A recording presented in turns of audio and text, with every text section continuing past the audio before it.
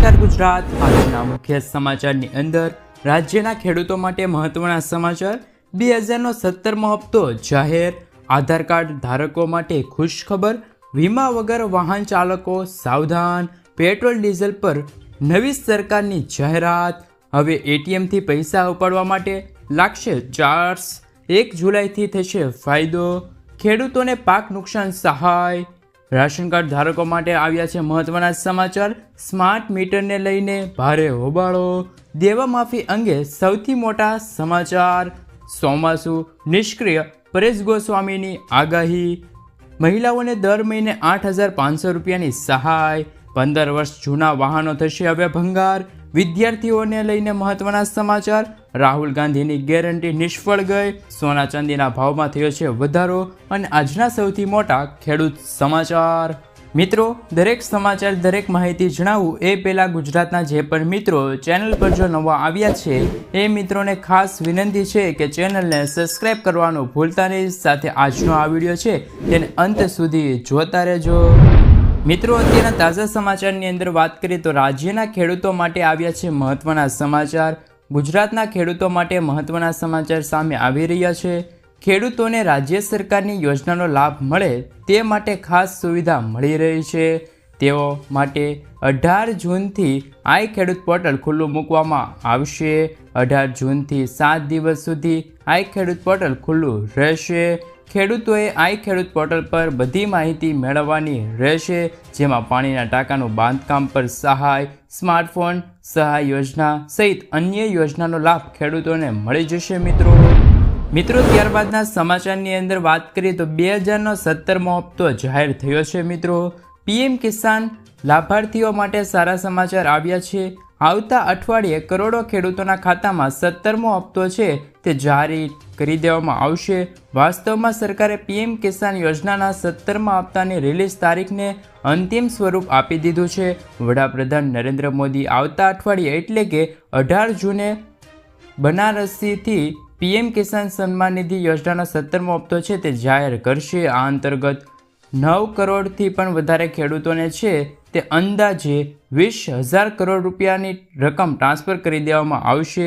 તમને જણાવી દઈએ કે પીએમ કિસાન સન્માન નિધિ યોજના એ વિશ્વની સૌથી મોટી ડીબીટી યોજના છે, જેના દ્વારા ખેડૂતોના ખાતામાં વાર્ષિક 6,000 રૂપિયાની આર્થિક સહાય આપવામાં આવે છે। મિત્રો, આગળના સમાચારની અંદર વાત કરીએ તો આધાર કાર્ડને લઈને આવ્યા છે એક મહત્વના સમાચાર। આધાર કાર્ડની વિગતો મફત અપડેટ કરવાની છેલ્લી તારીખ ફરી એકવાર લંબાવવામાં આવી છે।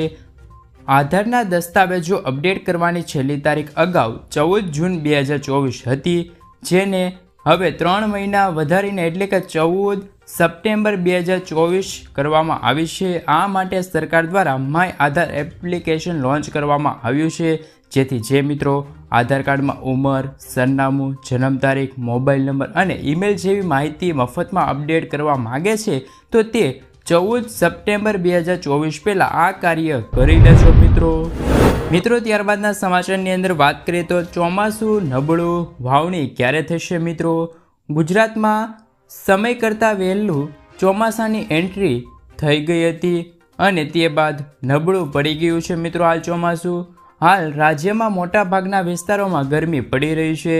રાજ્યમાં ચોમાસું બેસી ગયું છે। જો કે અત્યાર સુધી ગુજરાતમાં ચોમાસું નવસારી સુધી પહોંચ્યું છે। નવસારી બાદ ચોમાસું નબળું પડ્યું છે, જેથી હજુ વરસાદની રાહ જોવી પડશે। 22 જૂન બાદ ગુજરાતમાં ચોમાસામાં પ્રગતિ આવે અને કેટલાક વિસ્તારોમાં વાવણી લાયક વરસાદ થાય તેવી સંભાવના પણ કરવામાં આવી છે। મિત્રો, 1 જુલાઈથી થશે ફાયદો। બજેટને લઈને આવ્યા છે મહત્વના સમાચાર। મોદી સરકારના બીજા કાર્યકાળ દરમિયાન 1 ફેબ્રુઆરી 2024ના રોજ નાણાકીય મંત્રી નિર્મળા સીતારમણે નાણાકીય વર્ષ 2025 માટેનું વચગાળાનું બજેટ રજૂ કર્યું હતું, પરંતુ હવે નવી સરકાર સંપૂર્ણ બજેટ રજૂ કરશે। એવામાં અપેક્ષા કરવામાં આવી છે કે સરકાર 1 જુલાઈ 2024ના રોજ સંપૂર્ણ બજેટ રજૂ કરશે। સૂત્રોના જણાવ્યા અનુસાર નાણામંત્રી નિર્મળા સીતારમણ 1 જુલાઈએ સંપૂર્ણ બજેટની રજૂઆત કરી શકે છે। એટીએમમાંથી પૈસા ઉપાડવા લાગશે હવે ચાર્જ। એટીએમમાંથી કેશ કાઢતા ગ્રાહકો માટે માઠા સમાચાર સામે આવ્યા છે. દેશમાં ઘણા એટીએમ ઓપરેટરોએ રોકડ ઇન્ટરચેન્જ ફી વધારવાની માંગ કરી છે, જેમાં પ્રતિ ટ્રાન્સફર પેટે ₹23નો વધારો લેવામાં આવશે, જેમાં SBI, ICICI, HDFC સહિત ઘણી બેંકોનો સમાવેશ થાય છે. જો કે આ પહેલાં ₹15 થી ₹17 ચાર્જ હતો, તે હવે ₹23 કરવાની માંગ કરી રહેલ છે. મિત્રો, પાક નુકસાન સહાય આવી છે. મિત્રો, રાજ્યના ખેડૂતો માટે સૌથી મોટા સમાચાર આવ્યા છે. કમોસમી વરસાદથી નુકસાનનું સર્વે પૂર્ણ થયા છે. રાજ્યમાં 13 મે થી 18 મે સુધી થયેલા કમોસમી વરસાદના કારણે દક્ષિણ ગુજરાતમાં સુરત, નર્મદા, વલસાડ સહિત મધ્યમ ગુજરાત અને ઉત્તર ગુજરાતના જિલ્લાઓમાં ખેતી અને બાગાયતી ખેતીના પાકોને ભારે નુકસાન થયું હતું. ગુજરાતમાં 7 જિલ્લામાં 10,000થી પણ વધારે ખેડૂતોને કમોસમી વરસાદનું નુકસાન થયું હતું.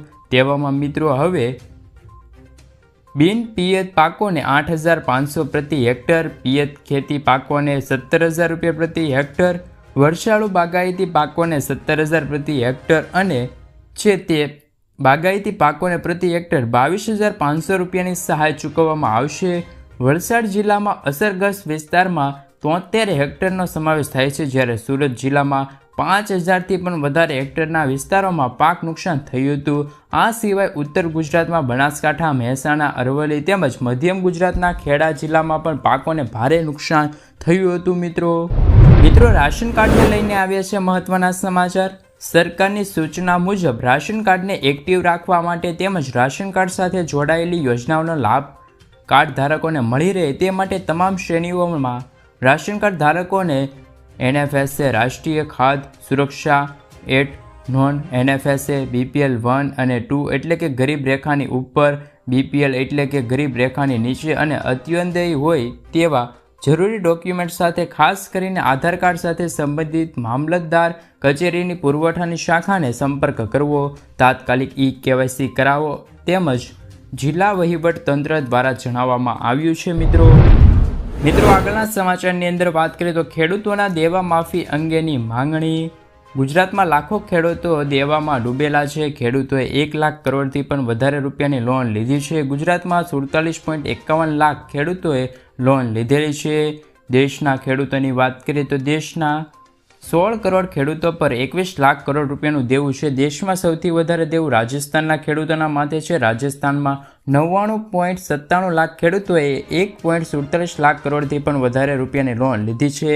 ખેડૂતોએ લોન આપવામાં ખાનગી અને જાહેર ક્ષેત્રની બેંકો સૌથી આગળ છે. મિત્રો, આખા ગુજરાતમાં ખેડૂતોનું દેવું 90,000થી પણ વધારે કરોડ રૂપિયાનું છે.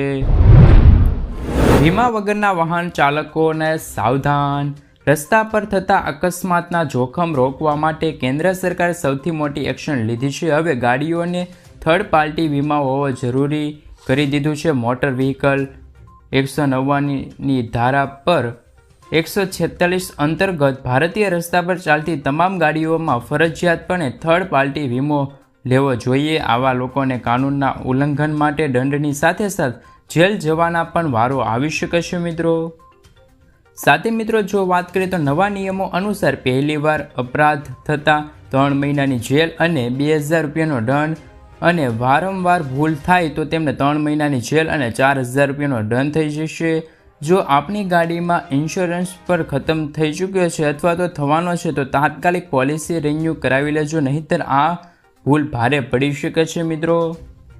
મિત્રો, દીકરીઓને મળશે 25,000 રૂપિયાની સહાય. રાજ્ય સરકારના મંત્રીએ જણાવ્યું હતું કે ગુજરાતમાં માધ્યમિક અને ઉચ્ચતર માધ્યમિકમાં અભ્યાસ કરતી વિદ્યાર્થિનીઓને આર્થિક સહાય પૂરી પાડવા માટે નવા શૈક્ષણિક સત્ર નમો લક્ષ્મી યોજનાનું અમલીકરણ કરવામાં આવ્યું છે. અત્યાર સુધી ધોરણ 10 અને 12ની કુલ 5 લાખથી પણ વધુ વિદ્યાર્થિનીઓને સહાય આપવા માટે રજીસ્ટર કરાવેલું છે.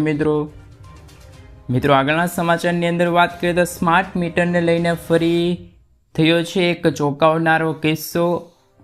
વડોદરામાં ચર્ચામાં બનેલ રહેલા સ્માર્ટ મીટરનો મુદ્દો હજી પણ વિવાદમાં છે. ફરી એકવાર ગ્રાહકને સ્માર્ટ મીટરે ઝટકો આપ્યો છે. ગોધરામાં એક ગ્રાહકને સ્માર્ટ મીટરનું 1 લાખથી પણ વધુ બિલ આવ્યું છે.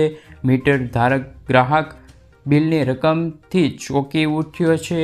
સાથે રજૂઆત કરવા માટે તે MGVCL ઓફિસે પહોંચ્યો. અહીં એન્જિનિયર ટેકનિકલ ખામીના કારણે આવું થયું છે મિત્રો. ગોધરામાં 7,000થી પણ વધારે સ્માર્ટ મીટરના એપ્સ ક્ષતિના કારણે રદ કરવામાં આવ્યા છે મિત્રો. ત્યારબાદના સમાચારની અંદર વાત કરીએ તો રાહુલ ગાંધી આપશે 5 જુલાઈથી દર મહિને 8,500 રૂપિયાની સહાય. કોંગ્રેસ નેતા રાહુલ ગાંધીએ ફરીથી મહિલાઓના ખાતામાં નાણાકીય આપવાના વાયદો કર્યો છે. લોકસભા ચૂંટણીના અંતિમ તબક્કામાં હિમાચલ પ્રદેશની એક રેલીમાં રાહુલ ગાંધીએ કહ્યું હતું કે જો અમારી સરકાર આવશે ત્યાં અમે પહેલાં ગરીબોની યાદી બનાવશું, ત્યાર પછી દરેક ગરીબ પરિવારની મહિલાઓના ખાતામાં 5 જુલાઈથી 8,500 રૂપિયા ટ્રાન્સફર કરી દેવામાં આવશે. રાહુલ ગાંધીની ગેરંટી નિષ્ફળ ગઈ છે મિત્રો. વાસ્તવમાં પીએમ મોદીએ શપથ લીધા બાદ રાહુલ ગાંધીનો વિડીયો સોશિયલ મીડિયા પર ખૂબ વાયરલ થઈ રહ્યો છે, જેમાં રાહુલ ગાંધી રેલીમાં કહેતા હતા કે હું એક વાતની ગેરંટી આપું છું કે દેશમાં ચૂંટણી ચાલી રહી છે, નરેન્દ્ર મોદી વડાપ્રધાન નહીં બને. આ 100% છે. જો તમે ઈચ્છો છો તો હું લેખિતમાં આપી શકું, અહીં હું સહી કરીને તમને બધાને આપી શકું છું. બીજેપી પ્રવક્તા શહેજાદ પૂનાવાલાએ પણ રાહુલ ગાંધીનો વિડીયો શેર કર્યો છે. એટલું જ નહીં, જ્યારે રાહુલ ગાંધી વારાણસીમાં અજય રાયના સમર્થનમાં રેલી કરવા આવ્યા હતા ત્યારે તેમણે કહ્યું હતું કે હું ખાતરી આપું છું કે નરેન્દ્ર મોદીના વડાપ્રધાન નહીં બને. તેમણે કહ્યું હતું કે હું ખાતરી આપું છું કે 4 જૂન પછી નરેન્દ્ર મોદી દેશના વડાપ્રધાન નહીં રહે. પરંતુ મિત્રો આ ગેરંટી છે તે નિષ્ફળ ગઈ છે રાહુલ ગાંધી. પીએમ આવાસ માટે મોદીજીની જાહેરાત. ત્રીજી વખત વડાપ્રધાન બનતાની સાથે જ મોદીજીએ પીએમ આવાસ યોજનાને લઈને મોટી જાહેરાત કરી છે. પ્રધાનમંત્રી આવાસ યોજના હેઠળ 3 કરોડ મકાનોમાંથી 2 કરોડ મકાનોનું નિર્માણ કરવામાં આવશે, જ્યારે 1 કરોડ આવાસોનું નિર્માણ પ્રધાનમંત્રી આવાસ યોજના એટલે કે શહેરી હેઠળ કરવામાં આવશે. જણાવી દઈએ કે પ્રધાનમંત્રી આવાસ યોજના એપ્લિકેશન ફોર્મ 2024 માટે ઓનલાઈન શરૂ થઈ ગયા છે મિત્રો. અતિ ભારે વરસાદની આગાહી કરવામાં આવી છે. પરેશ ગોસ્વામી દ્વારા એક ભયંકર આગાહી કરવામાં આવી છે મિત્રો, જે પ્રમાણે 16થી લઈને 18 જૂન સુધીમાં ભારેથી અતિ ભારે વરસાદની આગાહી કરવામાં આવી છે. પરેશ ગોસ્વામીએ આગાહી વ્યક્ત કરી છે. અત્યારે ચોમાસું મહારાષ્ટ્ર પહોંચ્યું છે, જેની અસર દક્ષિણ ગુજરાતમાં જોવા મળી છે. થંડરસ્ટોર્મ એક્ટિવિટીના કારણે 30થી 40 કિલોમીટરની ઝડપે પવનો ફૂંકાઈ રહ્યા છે. ગુજરાતમાં ચોમાસું આગામી 14 જૂનને પહોંચે ત્યારે જ વરસાદ વરસી શકે છે. પ્રી મોન્સૂન એક્ટિવિટીના ભાગરૂપે આ વરસાદ પડી શકે છે મિત્રો. આગળના સમાચારની અંદર વાત કરીએ તો કે 15 વર્ષ જૂના વાહનો થશે હવે ભંગાર. 15 વર્ષથી વધુ જૂના વાહનો અંગે સૌથી મોટું નિવેદન આવ્યું છે. શું 15 વર્ષ જૂના વાહનો પર પ્રતિબંધ છે મિત્રો? તો નીતિન ગડકરીએ કહ્યું નથી મિત્રો. આપને કોઈને કોઈ પાસે સાંભળ્યું છે કે 15 વર્ષથી જૂના વાહનો પર પ્રતિબંધ છે. જો કે ટ્રાન્સપોર્ટ અને હાઈવે મિનિસ્ટર નીતિન ગડકરીએ લોકસભામાં આ વાતને નકારી કાઢતા કહ્યું હતું કે આ વાત સાચી નથી. 15 વર્ષથી વધુ જૂના વાહનો પર પ્રતિબંધ નથી, તે માત્ર દિલ્હી એનસીઆર પ્રદૂષણના કારણે. સુપ્રીમ કોર્ટે 10 વર્ષ જૂના ડીઝલ અને 15 વર્ષ જૂના પેટ્રોલ વાહનો ચલાવવા પર પ્રતિબંધ મૂક્યો છે. ખેડૂતો માટે એક જ દિવસમાં 2 સારા સમાચાર આવ્યા છે.